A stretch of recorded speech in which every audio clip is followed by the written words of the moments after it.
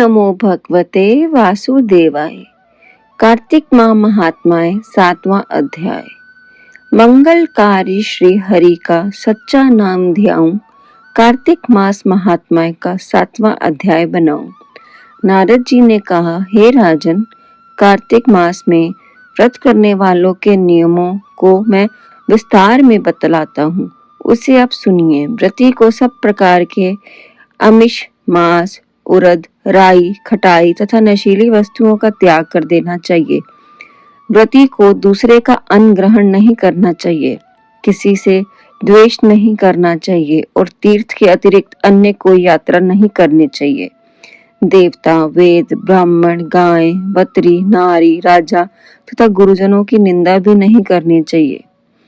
व्रती को दाल, तिल, पकवान व दान किया हुआ भोजन ग्रहण नहीं करना चाहिए।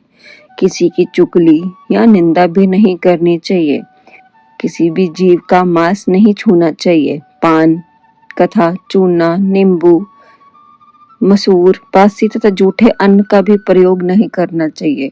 गाय, बकरी तथा भैंसे के अतिरिक्त अन्य किसी पशु का दूध नहीं पीना चाहिए। कांसी के पात्र में रखा हुआ पंच काव्य बहुत छोटे घड़े का पानी तथा केवल अपने लिए ही पका हुआ अन्न प्रयोग करना चाहिए। कार्तिक माह का व्रत करने वाले मनुष्य को सदैव ब्रह्मचर्य का पालन करना चाहिए।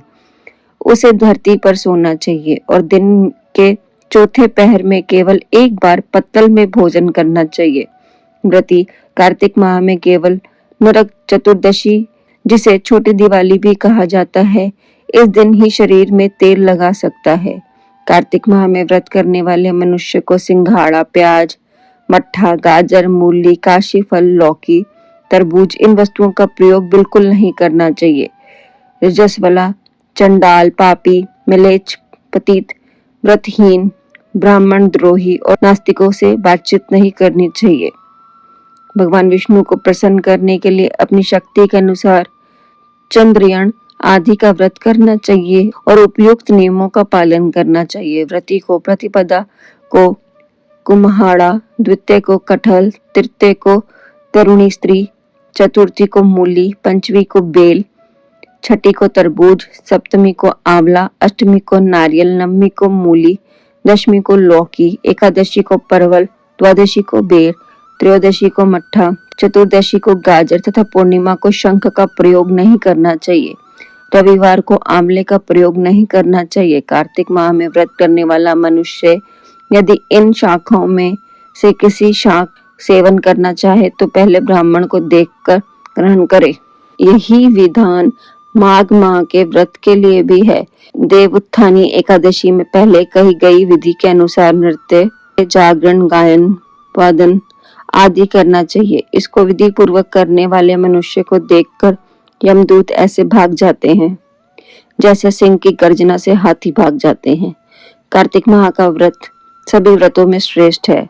इसके अतिरिक्त जितने भी व्रत यज्ञ हैं, में 1000 की संख्या में किए जाने पर भी इसकी तुलना नहीं कर सकते, क्योंकि यज्ञ करने वाले मनुष्य को सीधा वैकुंठ की प्राप्ति होती है।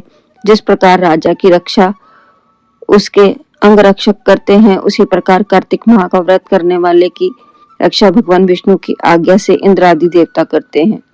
व्रती मनुष्य जहाँ कहीं भी रहता है, वहीं पर उसकी पूजा होती है, उसका यश फैलता है। उसके निवास स्थान पर भूत, पिशाच आदि कोई भी नहीं रह पाते। विधि पूर्वक कार्तिक माह का व्रत करने वाले मनुष्यों के पुण्य का वर्णन करने से ब्रह्मा जी भी असमर्थ हैं। यह व्रत सभी पापों को नष्ट करने वाला, पुत्र पौत्र प्रदान करने वाला और धन धान्य की वृद्धि करने वाला है। इसी के साथ 7वां अध्याय समाप्त हुआ। तो इसी के साथ सब बोलिए, श्री कृष्ण गोविंद हरे मुरारी, हे नाथ नारायण वासुदेव।